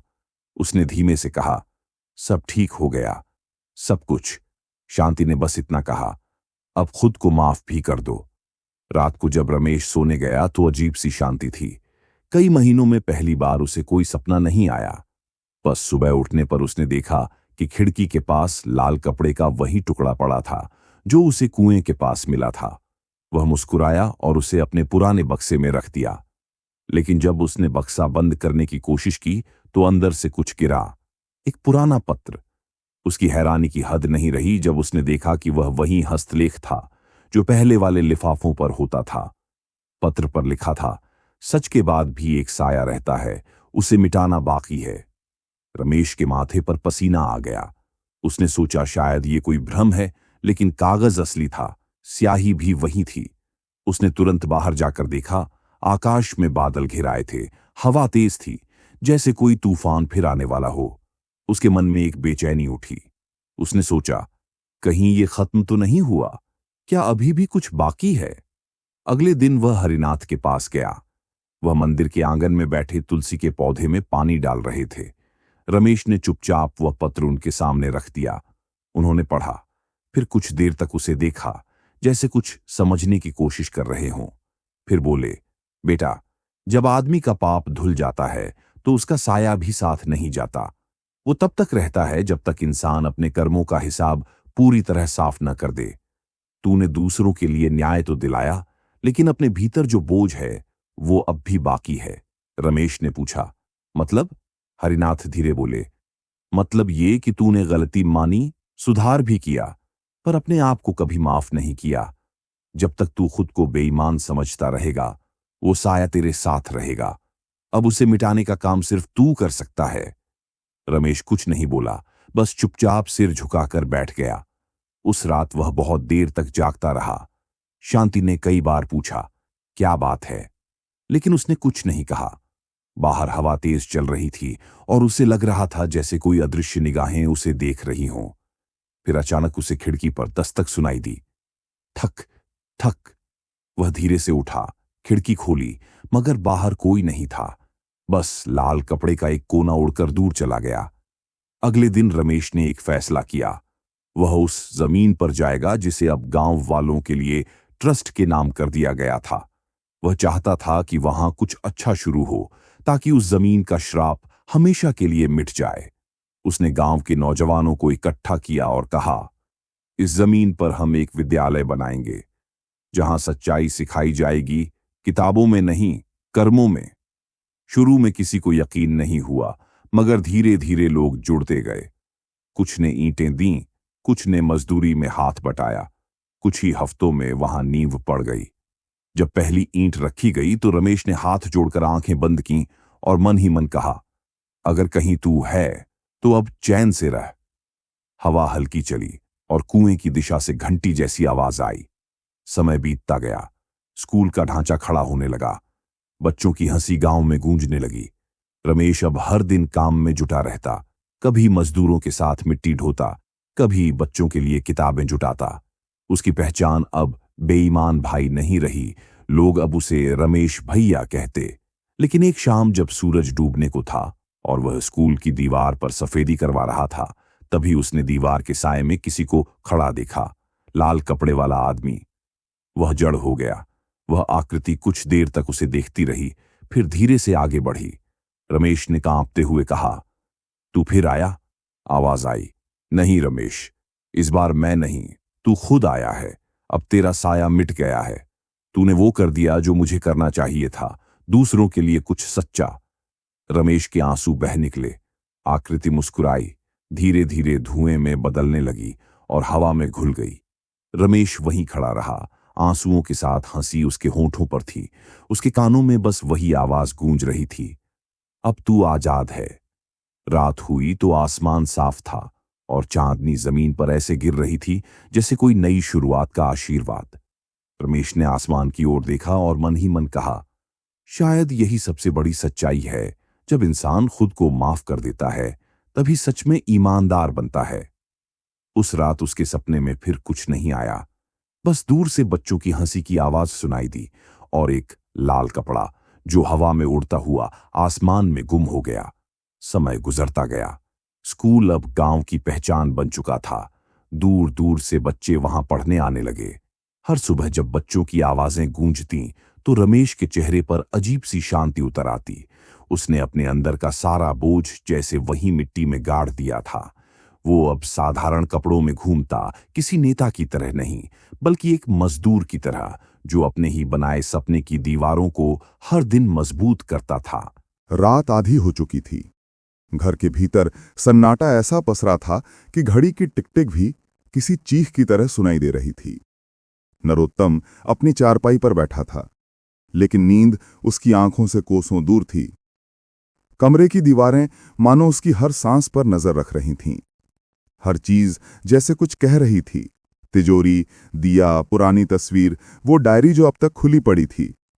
उसने बार बार डायरी के आखिरी पन्ने पढ़े जहां रमेश ने लिखा था, अगर कभी मुझे कुछ हो जाए तो समझ लेना कि सब कुछ मेरे हाथ से निकल गया है। ये लाइन उसके दिमाग में हथौड़ी की तरह बज रही थी। अचानक पीछे के कमरे से एक धीमी आवाज आई, जैसे कोई दरवाजा धीरे धीरे खुला हो। उसने कांपते हाथों से लालटेन उठाई और वहां गया। दरवाजा आधा खुला था और अंदर ठंडी हवा का झोंका चला आ रहा था। फर्श पर ताजा मिट्टी के निशान थे जो सीधे तिजोरी तक जा रहे थे। उसने पांव के निशान को ध्यान से देखा और दंग रह गया। ये उसी के भाई रमेश के जूते के निशान थे, जिन्हें वो बचपन से पहचानता था। नरोत्तम की सांसें तेज हो गईं। वो धीरे धीरे तिजोरी के पास पहुंचा और जैसे ही उसने उसे खोला, अंदर एक अजीब दृश्य था। सारी पुरानी चीजें बिखरी हुई थीं और बीच में एक छोटा सा धातु का डिब्बा रखा था। उसने डिब्बा खोला तो अंदर एक टूटी ही चांदी की चेन और एक नोट था। हर सच की कीमत होती है और अब तू उसे चुकाने वाला है। ये लाइन उसके दिमाग में हथौड़े की तरह बज रही थी। उसका दिल धक से रह गया। कमरे में अंधेरा और गहराने लगा। उसे लगा जैसे किसी ने पीछे से उसका कंधा छुआ हो। वो तेजी से पलटा, मगर वहां कोई नहीं था। हवा का झोंका आया और दिया बुझ गया। अब सब कुछ अंधेरे में डूब गया। फिर अचानक कहीं पास ही से एक परिचित आवाज आई, नरोत्तम। यह आवाज उसी के भाई रमेश की थी, लेकिन वो आवाज किसी इंसान की नहीं, किसी छाया की लग रही थी, गहरी, डरावनी और ठंडी। नरोत्तम ने घबराकर लालटेन जलाई, लेकिन कमरे में कोई नहीं था। तभी दीवार पर एक धुंधली आकृति उभरने लगी, जैसे किसी ने कोयले से उसका और रमेश का चेहरा साथ साथ बनाया हो। और फिर धीरे धीरे रमेश का चेहरा मिटता गया, जबकि नरोत्तम का चेहरा और गाढ़ा होता चला गया। उसने चिल्लाकर कहा, तू है कौन? सामने आ। जवाब में सिर्फ वही गूंजती आवाज आई, सच छिपाया नहीं जा सकता बेईमान भाई। अब उसका डर गुस्से में बदल गया। उसने तिजोरी से सब कागज निकाले, सबूत जलाने के लिए दिया जलाया। लेकिन जैसे ही आग की लपटें उठीं, एक पन्ने पर कुछ शब्द भर आए, मैं जिंदा हूं। उसकी आंखें फैल गईं। वो पन्ना रमेश की लिखावट में था और स्याही अभी भी गीली थी। कैसे संभव था कि इतने साल पुरानी डायरी में ताजा स्याही हो? उसने पन्ना गिरा दिया और पीछे हट गया। तभी बाहर आंधी चली, खिड़कियां जोर से पटकीं और घर की छत से मिट्टी झरने लगी। नरोत्तम ने दौड़कर दरवाजा खोला। सामने वही नीम का पेड़ दिखा जिसकी जड़ों के नीचे उसने कल रात संदूक निकाला था, लेकिन अब पेड़ के नीचे किसी ने ताजी कब्र खोदी हुई थी। उसका सिर चकरा गया। वो कब्र धीरे धीरे धंसने लगी और अंदर से किसी की आवाज आई, नरोत्तम। उसने डरी हुई आंखों से देखा। मिट्टी के बीच से रमेश का चेहरा झलक रहा था। वही चेहरा, वैसा ही जैसे बचपन में था, बस अब आंखें खाली और ठंडी थीं। नरोत्तम पीछे हटते हुए गिर पड़ा। उसका सिर जमीन से टकराया और दुनिया घूमने लगी। जब उसने आंखें खोलीं तो सुबह हो चुकी थी। सूरज की किरणें आंगन में पड़ रही थीं और गांव के कुछ लोग उसके घर के बाहर जमा थे। किसी ने कहा, लगता है नरोत्तम पागल हो गया है, सारी रात खुद से बातें करता रहा। किसी ने तंज कसते हुए कहा, बेईमान भाई अब अपने ही साये से डरता है। लेकिन जब लोग अंदर गए तो उन्होंने देखा तिजोरी खुली थी, सब कागज गायब थे और दीवार पर कोयले से लिखा था, अब सच किसी का नहीं रहेगा। उस दिन के बाद नरोत्तम कभी गांव में दिखाई नहीं दिया। बस हर अमावस्या की रात नीम के पेड़ के नीचे एक लालटेन जलती दिखाई देती और लोग कहते हैं कि अगर कोई पास जाए तो हवा में एक फुसफुसाहट सुनाई देती है। बेईमान कौन था, अब कौन जाने। उस रात के बाद से गांव में अजीब बातें फैलने लगीं। कोई कहता, बेईमान भाई का भूत अब नीम के पेड़ के नीचे मंडराता है। कोई कहता, रात में अगर किसी ने सच का नाम लिया तो वह आवाज सुनाई देती है। शुरू में लोग इसे अफवाह समझते रहे, लेकिन धीरे धीरे ऐसा होने लगा कि सच में जो भी रात के वक्त उस रास्ते से गुजरता, उसे किसी के कदमों की आहट महसूस होती, जैसे कोई अदृश्य इंसान उसके पीछे चल रहा हो। गांव का एक जवान लड़का मोहन, जिसने इन सब बातों पर कभी विश्वास नहीं किया था, एक रात अपने दोस्तों के साथ बाजार से लौटते हुए बोला, मैं तो आज जाकर देखूंगा कि उस पेड़ के नीचे आखिर है क्या। उसके दोस्तों ने उसे रोका, मगर जिद्दी मोहन हंसा और बोला, भूत प्रेत तो कमजोर दिल वालों को दिखते हैं, मुझे नहीं। वो हंसता हुआ वहां पहुंचा, लालटेन लेकर। नीम का पेड़ ठंडी हवा में झूल रहा था और नीचे मिट्टी गीली थी, मानो अभी अभी किसी ने खुदाई की हो। मोहन ने चारों ओर देखा, फिर जमीन पर झुककर हाथ से मिट्टी हटाने लगा। तभी उसकी उंगलियों को कुछ सख्त चीज छुई, जैसे कोई धातु की डिब्बी हो। उसने मिट्टी हटाई और डिब्बा निकाला, मगर जैसे ही उसने उसे खोला, उसके चेहरे का रंग उड़ गया। अंदर एक पुरानी सोने की अंगूठी थी, जिस पर साफ साफ उकेरा था, नरोत्तम। और उसके नीचे कागज था, अगर सच की तलाश में आए हो तो तैयार रहो उसके बोझ के लिए। अचानक हवा का तेज झोंका आया और उसकी लालटेन बुझ गई। चारों तरफ अंधेरा छा गया। मोहन का दिल जोर से धड़कने लगा। उसने कांपते हुए पुकारा, कौन है वहां? जवाब में नीम के पत्तों से आती एक धीमी आवाज आई, सच वही है जो तू सुन नहीं पाएगा। मोहन के रोंगटे खड़े हो गए। उसने भागने की कोशिश की, मगर उसके पैर जमीन में धंस गए, जैसे किसी ने जकड़ लिया हो। उसके सामने मिट्टी से किसी की आकृति उठने लगी, चेहरा अधूरा, मगर वही आवाज जो गांव में डर का नाम बन चुकी थी, नरोत्तम की। वो आकृति धीरे धीरे करीब आई और बोली, जिसने मेरे नाम को बेईमान बनाया, अब वही नाम हर सच्चे को लपेटेगा। वो चीखा, नहीं, मैं उसके पाप से अलग हूं। पर जवाब में आवाज हंसी, धीमी, दर्द भरी और अजीब सी शांति वाली। पाप और सच दोनों वंश से कटते नहीं, बस बदलते हैं। अगली सुबह गांव वालों ने देखा कि नीम के पेड़ की जड़ें उखड़ी हुई थीं और उनके बीच एक नई मिट्टी की तह थी, मानो किसी ने फिर से कुछ दबाया हो। और पेड़ की शाखा पर वही चांदी की टूटी चेन लटकी थी जो सालों पहले नरोत्तम के घर से गायब हुई थी। लोग अब उस रास्ते से गुजरते हुए सिर झुकाकर चलते थे। कोई नाम नहीं लेता, कोई कहानी नहीं कहता, क्योंकि सब जानते थे बेईमान भाई की कहानी अब खत्म नहीं हुई थी, बस उसने एक नया रूप ले लिया था, हर उस इंसान के भीतर जो सच से डरता है और झूठ के साथ जीता है। शांति अब पहले से ज्यादा मुस्कुराती थी। उसके चेहरे पर गर्व झलकता था। लेकिन रमेश अब भी कभी कभी देर रात अकेले बाहर निकल जाता, उस पुराने कुएं के पास। वहां खड़ा होकर वह बस एक बात दोहराता, अब सब खत्म हो गया है ना। लेकिन उसके भीतर कहीं ना कहीं एक हल्की बेचैनी अब भी बाकी थी, जैसे कहानी पूरी हुई हो पर आखिरी पन्ना अभी पलटाना बाकी हो। एक दिन गांव में एक अजनबी आया, साफ सुथरा कपड़ा पहने, आंखों में झलकती सतर्कता। वह स्कूल के दरवाजे पर खड़ा होकर बच्चों को देखता रहा। फिर रमेश के पास आया, बोला, आप रमेश जी हैं? रमेश ने सिर हिलाया। अजनबी ने जेब से एक पुराना फोटो निकाला। उस फोटो में वही जमीन थी, लेकिन पीछे किसी और का घर दिख रहा था। उसने कहा, मैं उस घर का बेटा हूं जिसका जिक्र कभी भानुप्रकाश सेठ की फाइलों में था। रमेश ने ध्यान से फोटो देखा, फिर कहा, लेकिन वो तो सालों पहले जल गया था। आदमी मुस्कुराया, हां, घर जला था, पर हम नहीं, हम बस भाग गए थे। रमेश के दिल की धड़कन बढ़ गई। उसने पूछा, तुम्हें क्या चाहिए? आदमी ने धीमी आवाज में कहा, हक जो हमसे छीना गया था। वो जमीन हमारी थी, हमारे बाप दादा की। सेठ ने लालच में हमसे ले ली थी। रमेश के कदम वहीं रुक गए। उसे लगा जैसे सब कुछ फिर से घूमने लगा है। वही जमीन, वही लालच, वही सवाल। उसने धीरे से कहा, अब वो जमीन किसी की नहीं, गांव की है। वहां बच्चों का स्कूल है। आदमी का चेहरा सख्त हो गया। तो मतलब तुम भी वही कर रहे हो जो उसने किया, दूसरों के हक को अपने भले के नाम पर रख लिया। रमेश चुप रहा। उस आदमी की आंखों में वैसा ही दर्द था जैसा कभी उसके अपने भीतर था। रात को जब रमेश घर लौटा तो बेचैनी फिर लौट आई। वह पूरी रात सोचता रहा कि क्या सच में उसने किसी का हक छीना है? क्या उसकी ईमानदारी किसी और के दर्द की नींव पर टिकी है?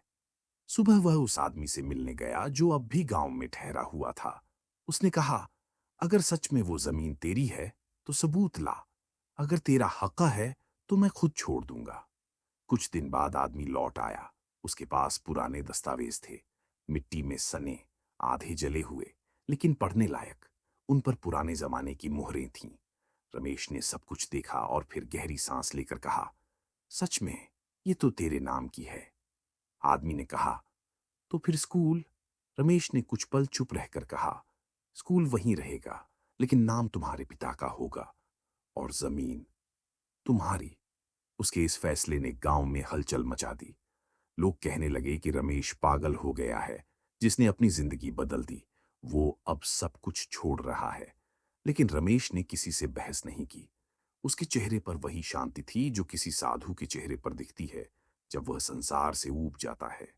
स्कूल के नाम बदलने के दिन जब सब गांव वाले इकट्ठा हुए तो रमेश ने बस एक छोटी सी बात कही, मैंने जमीन नहीं छोड़ी, अपना साया छोड़ा है। सभी उसकी बात का मतलब नहीं समझ पाए, पर हरिनाथ, जो अब बहुत बूढ़े हो चुके थे, मुस्कुरा दिए। उन्होंने कहा, अब तेरी यात्रा पूरी हुई बेटा। रात को जब सब लोग चले गए तो रमेश स्कूल के आंगन में बैठा रहा। हवा में बच्चों की हंसी की गूंज थी। उसने आसमान की ओर देखा। चांद पूरा था, सफेद और शांत। तभी उसे लगा कि पीछे कोई खड़ा है। उसने पलट कर देखा। वही आदमी खड़ा था जिसने जमीन का दावा किया था। लेकिन इस बार उसके चेहरे पर गुस्सा नहीं था, बस एक हल्की सी मुस्कान। वह बोला, धन्यवाद रमेश, तूने हमें सिर्फ हक नहीं लौटाया, हमारे नाम को फिर जिंदा किया। रमेश ने धीरे से कहा, बस अब इस जमीन पर कोई झूठ ना बोले। आदमी ने सिर हिलाया और चला गया। रमेश देर तक बैठा रहा। उसे लगा जैसे किसी ने उसके दिल से पत्थर निकाल लिया हो। तभी अचानक हवा का झोंका आया और लाल कपड़े का एक नया टुकड़ा उड़ता हुआ उसके पैरों के पास आ गिरा, बिल्कुल वैसा जैसा पहले पड़ा था। उसने उसे उठाया और मुस्कुराते हुए बोला, तू फिर आ गया? अब क्या बचा है? आवाज कहीं दूर से आई, अब कुछ नहीं, बस सुकून। उस रात रमेश ने पहली बार वो सपना देखा जिसमें न कोई कुआं था, न कोई साया, सिर्फ बच्चे खेल रहे थे और दूर एक लाल कपड़ा हवा में झूल रहा था, जैसे कोई झंडा, ईमानदारी का। अगले दिन सुबह शांति ने उसे आवाज दी, चलो, आज स्कूल की पहली सुबह नए नाम के साथ है। रमेश ने सिर उठाया, मुस्कुराया और कहा, हाँ, अब सच में नई शुरुआत हुई है। वह उठा, लाल कपड़े को अपने कंधे पर रखा और बच्चों के बीच चला गया, जहां अब कोई बेईमान भाई नहीं था, सिर्फ गुरु रमेश था, जिसने अपने झूठ से सच्चाई की कहानी लिख दी थी। बरसों बाद जब उस गांव का नाम मानचित्रों से मिट चुका था, तब भी उसकी कहानी लोगों की जुबान पर थी। शहरों में चाय की दुकानों पर या विश्वविद्यालयों के कोनों में कोई ना कोई जरूर कह देता, सुना है बेईमान भाई फिर लौट आया, और फिर सब एक साथ हंस पड़ते थे। मगर उस हंसी के पीछे हल्की सी झिझक होती, जैसे सब जानते हों कि उस मजाक के पीछे कुछ ऐसा सच छिपा है जिसे छेड़ना ठीक नहीं। दिल्ली की एक प्रसिद्ध पत्रकार राधिका ने इस कहानी पर डॉक्यूमेंट्री बनाने का फैसला किया। उसे लगा ये सब अंधविश्वास है, गांव वालों की गढ़ी हुई कहानी। उसने पूरी रिसर्च की, पुराने अखबार देखे और आखिरकार उसी गांव का रास्ता पकड़ लिया। वो गांव जो अब आधा बंजर और आधा खामोश था। सड़क किनारे टूटी हवेली, सूखे कुएं की ईंटें और हवा में एक गंध जैसे कुछ सड़ रहा हो। राधिका ने अपनी कार वहीं रोकी और उतरते ही रिकॉर्डर ऑन कर दिया। वो पेड़ अब भी खड़ा था, सूखा लेकिन जीवित। जड़ों के पास कुछ पुराने चिन्ह थे, जैसे किसी ने वहां बार बार मिट्टी खोदी और फिर ढक दी हो। राधिका ने कैमरा सेट किया और माइक लगाते हुए बोली, कई सालों से ये जगह रहस्य में घिरी हुई है। कहा जाता है कि यहां नरोत्तम की आत्मा भटकती है, जो झूठ से मारा गया था। उसकी आवाज में आत्मविश्वास था, लेकिन आंखों में बेचैनी। हर बार जब हवा चलती, पत्तों की सरसराहट मानो किसी की धीमी फुसफुसाहट में बदल जाती। रात को उसने गांव के आखिरी बचे 2 बुजुर्गों से मुलाकात की। एक का नाम माधव था, दूसरा रघु। दोनों ने चुप्पी साधी, लेकिन जब राधिका ने कहा कि सच को सामने लाना ही पत्रकारिता का काम है, तो माधव ने धीमे स्वर में कहा, बेटी, यहां सच बोलने वाला जिंदा नहीं रहता। झूठ से इस गांव ने शांति खरीदी थी, सच से मौत मिली थी। राधिका मुस्कुरा दी। मौत तो सबको आती है, पर डर से जीना सबसे बड़ा अपराध है। उस रात राधिका ने टेंट लगाया, कैमरा चालू छोड़ा और पेड़ के सामने बैठकर नोट्स लिखने लगी। हवा ठंडी थी, आसमान में बादल नहीं थे। कुछ देर बाद अचानक तापमान गिर गया, उसकी सांसें दिखने लगीं। रिकॉर्डर अपने आप ऑन हुआ और उसमें किसी की आवाज रिकॉर्ड हुई, फिर आई है तू, सच के नाम पर। राधिका ने पलटकर देखा, कोई नहीं था। उसने कैमरा उठाया, स्क्रीन पर कुछ नहीं दिखा, लेकिन माइक में किसी के कदमों की आवाज आ रही थी, जैसे कोई सूखी पत्तियों पर धीरे धीरे चल रहा हो। राधिका ने अपनी हिम्मत जुटाई और कहा, अगर तू सच है तो सामने आ। कुछ पल सन्नाटा रहा, फिर अचानक हवा की तेज लहर चली और पेड़ की डाल से एक पुरानी अंगूठी नीचे गिरी। वही अंगूठी जो पिछली रिकॉर्डिंग में देखी गई थी। राधिका ने उसे उठाया। जैसे ही उसकी उंगलियों ने अंगूठी को छुआ, एक अजीब सनसनी पूरे शरीर में दौड़ गई। कानों में किसी की आवाज गूंजी, मैंने किसी का बुरा नहीं किया था। राधिका चीख पड़ी, लेकिन उसकी आवाज रिकॉर्ड नहीं हुई। अगली सुबह गांव वालों में देखा कि टेंट वहीं है, कैमरा भी चल रहा है, लेकिन राधिका का कोई पता नहीं। स्क्रीन पर एक स्थिर फ्रेम था, पेड़ के नीचे किसी के पैर, और उनके पास वही नोटबुक पड़ी थी जिसमें लिखा था, सच हमेशा लौटता है, बस कभी कभी इंसान उसे झेल नहीं पाता। कुछ दिनों बाद राधिका का फुटेज न्यूज चैनलों पर वायरल हो गया। किसी ने उसे एडिटेड बताया, किसी ने भूतिया अफवाह, मगर कुछ तकनीकी विशेषज्ञों ने जो पाया वो डराने वाला था। जब कैमरे को स्लो मोशन में देखा गया तो पेड़ के पीछे से एक आदमी का चेहरा झलकता है। उसका हुलिया बिल्कुल उसी नरोत्तम जैसा था जिसका जिक्र पुरानी गांव की फाइलों में था। वही आंखें, वही जले हुए गाल, वही मुस्कान। उसके बाद वो वीडियो इंटरनेट से गायब कर दिया गया। किसी ने दावा किया कि सरकार ने ब्लॉक करवाया, किसी ने कहा कि चैनल वालों ने खुद मिटा दिया। लेकिन कुछ लोग कहते हैं कि जब भी कोई रात को वो वीडियो चलाने की कोशिश करता है, स्क्रीन पर एक संदेश आता है, तू भी झूठा निकला। और अजीब बात यह है कि जिस किसी ने भी उस वीडियो को डाउनलोड करने की कोशिश की, उसके कंप्यूटर से एक फाइल अपने आप बन जाती है, बेईमानभाई.mp4, और उसमें बस एक लाइन लिखी होती है, मैं अब भी देख रहा हूं। कहते हैं गांव अब पूरी तरह वीरान हो चुका है, पर कभी कभी जब बिजली कड़कती है या हवा बहुत तेज चलती है तो वहां की पहाड़ी पर कोई लालटेन टिमटिमाती दिखती है। कुछ कहते हैं कि वो राधिका की आत्मा है जो सच की तलाश में भटक रही है, पर जो लोग जानते हैं वो बस मुस्कुराकर कहते हैं, वो राधिका नहीं, वो नरोत्तम है जिसने एक और बेईमान को पकड़ लिया। सालों गुजर गए, अब उस गांव का नाम किसी मैप पर नहीं मिलता। सरकार ने उसे संवेदनशील क्षेत्र घोषित कर दिया था। जो सड़क कभी गांव की ओर जाती थी, अब वहां तक पहुंचने की हिम्मत कोई नहीं करता।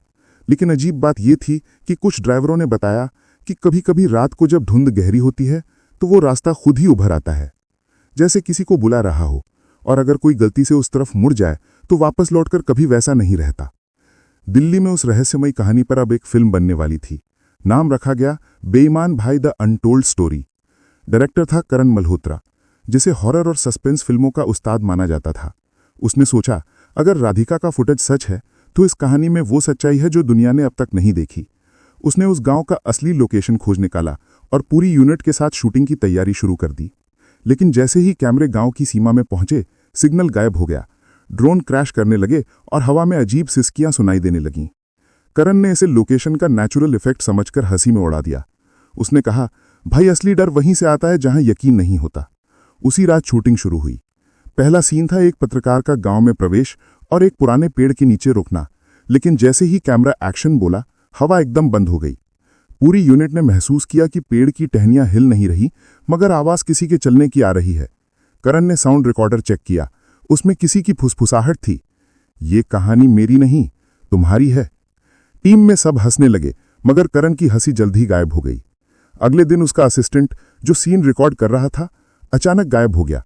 उसकी वैनिटी वैन खुली थी, कैमरा चालू था, लेकिन अंदर सिर्फ एक हाथ का निशान था, मिट्टी में बना, मानो किसी ने बाहर निकलने की कोशिश की हो। करण ने डरते हुए लोकल पुलिस को बुलाया, मगर उन्हें भी कोई सबूत नहीं मिला। गांव के कुछ बुजुर्गों ने करण को चेतावनी दी कि जिस कहानी को झूठ समझकर दिखा रहे हो, वो झूठ नहीं है। यहां झूठ का अंत हमेशा खून से होता है। शाम तक करण टूटने लगा। उसने फिल्म रोकने का फैसला किया, लेकिन उसी रात जब सब पैकअप कर रहे थे, उसके मॉनिटर स्क्रीन अपने आप ऑन हुई।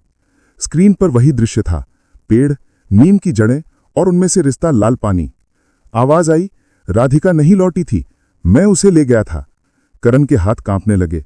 उसने मॉनिटर बंद किया, लेकिन लाइट अपने आप झिलमिलाने लगी। एक ठंडी लहर टकराई और कैमरा खुद ब खुद घूम गया। फ्रेम में अब कोई खड़ा था, गीले कपड़ों में, आंखों में स्याही जैसा अंधेरा, होंठों पर टूटी हंसी। वही चेहरा, नरोत्तम का। क्यों लौटे हो? करण ने कांपते हुए पूछा। आवाज आई, क्योंकि तुम भी झूठ दिखाने आए थे। मैं तो बस कहानी बना रहा था। नरोत्तम की परछाई धीरे धीरे आगे बढ़ी। हर कहानी में कुछ सच्चाई होती है, और जब कोई झूठ से सच बेचता है तो वो मेरा हिस्सा बन जाता है। अगली सुबह पूरी यूनिट वहां से भाग निकली। किसी ने कुछ नहीं कहा, मगर 3 दिन बाद करण का नाम सुर्खियों में था।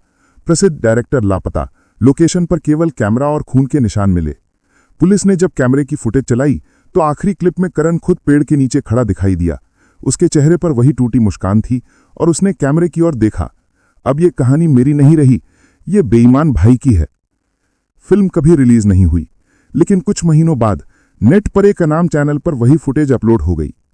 वीडियो के आखिर में एक झलक थी, नीम का पेड़, उसके नीचे एक नई कब्र, और उस पर लिखा था, यहां वो सो रहा है जिसने सच कुछ हुआ था। कई लोगों ने वीडियो देखने की कोशिश की, मगर अजीब बात यह हुई कि जिसने भी देखा, उसे अगले दिन अपने आईने में कुछ अजीब नजर आने लगा। कोई दावा करता कि पीछे कोई खड़ा था, कोई कहता कि आईने में उसके चेहरे पर मिट्टी लगी थी। इंटरनेट पर यह वायरल हो गया और वीडियो को हटा दिया गया, मगर जो लोग उस वीडियो को डाउनलोड कर चुके थे, उनके लैपटॉप में अब एक ही फाइल बची थी, truth.brother.mp4, और जब उसे चलाया जाता तो बस एक आवाज सुनाई देती, हर झूठ एक भाई पैदा करता है। और आज भी कुछ रातों में जब हवा थम जाती है और आसमान में बिजली कौंधती है, तो उस पुराने गांव की दिशा में नीम का पेड़ हल्का झूमता है। उसके तने पर नई दरारें बनती हैं और कोई अदृश्य हाथ उसमें से कुछ लिखता जाता है। सच खत्म नहीं हुआ, बस अगला बेईमान बाकी है। और शायद अब वो कहानी किसी और के भीतर शुरू होने वाली है, चुपचाप, बिना नाम के, मगर उसी सच्चाई के साथ जो नरोत्तम ने छोड़ी थी।